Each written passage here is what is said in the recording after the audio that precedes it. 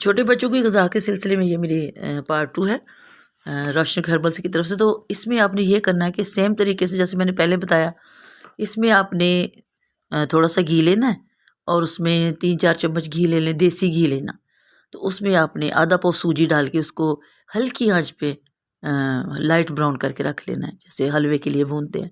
تو بھون کے اس کو ٹھنڈا کریں اور کسی جار میں محفوظ کر لیں. تو آپ نے بچے کو دینا جب 2 ٹائم دیں یا دن میں، آپ نے آدھا چمچ چھوٹا، 1 چمچ لے لیں مطلب میڈیم سائز کا، وہ آپ نے ڈالنا ہے اور آدھا کپ دودھ ڈال لیں یا پونا کپ ڈال لیں. اس کی کھیر سی بنائیں، اس میں 2-3 قطرے شہد کے ڈالیں یا نہیں ہے تو پھر چینی ہلکی سی ڈال کے وہ کھیر کھلائیں بچے کو دن میں 1 بار. تو انشاءاللہ آپ دیکھیں گے کہ آپ کا بچہ، اس کا امیون سسٹم بہت اچھا ہوگا اور وہ صحت مند بھی ہو جائے گا.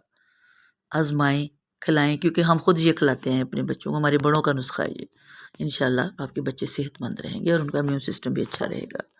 روشنی ہربلس کی طرف سے اللہ حافظ.